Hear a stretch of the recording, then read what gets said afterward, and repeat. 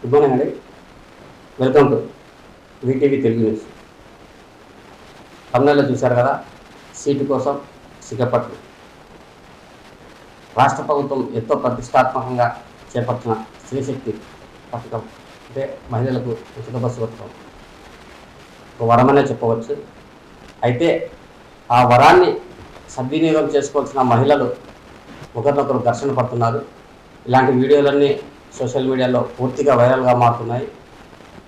ఇకపోతే నిన్నటి రోజున విజయవాడ నుంచి జగ్గాయపేటకు వెళ్ళే ఆర్టీసీ బస్సులో మహిళలు సీటు కోసం సిగపట్లు పడుతూ ఒకరి చుట్టూ ఒకరు పట్టుకొని కొట్టుకునేంత స్థాయికి వెళ్ళారు.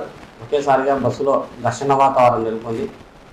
ఒక మహిళలు ఒక గ్రూపుగా ఏర్పడి ఇలా తరచూ ఘర్షణలకు పడటం ఇటు ఆర్టీసీ సిబ్బందికి కూడా పెద్ద తలనొప్పిగానే మారిందని చెప్పవచ్చు. అయితే ఇలాంటి వీడియోలు చూసిన పలువురు నెటిజన్లు కూడా ఇందుకు సంబంధించిన ప్రత్యేక ఏర్పాట్లు చేయాలని చెప్పి కోరుతున్నారు. ప్రధానంగా చూసుకుంటే ఆర్టీసీ బస్సులో నిత్యం లక్షలాది మంది మహిళలు ఈ ఉచిత బస్సు పథకాన్ని వినియోగించుకుంటున్నారు. కాకపోతే అక్కడక్కడ తరచూ ఇలాంటి సంఘటనలు చోటు చేసుకుంటున్నాయి.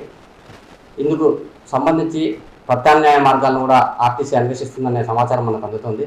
అయితే ప్రతి మహిళకు సీటు ఎలా కల్పించాలా, బస్సును ఓవర్లోడ్ చేయకుండా ఆక్యుపెన్సీ ప్రకారం ఎంతమంది ప్రయాణిస్తే సరిపోతుంది, ఇతర అంశాలపై పూర్తిగా ఆర్టీసీ స్టడీ చేస్తుంది.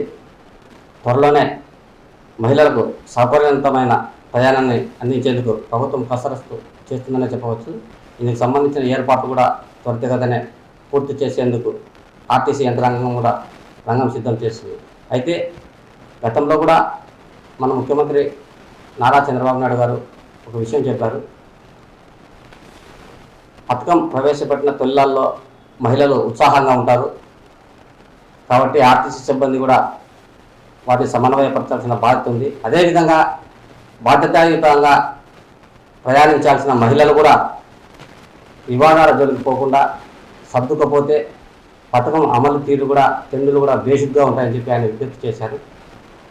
ఈ మేరకు మహిళలు కూడా తరచూ ఘర్షణలు పడకుండా సమన్వయంతో సాగితే ఆర్టీసీ ప్రయాణంతో సురక్షితం ఏది లేదనే చెప్పవచ్చు. Thank you.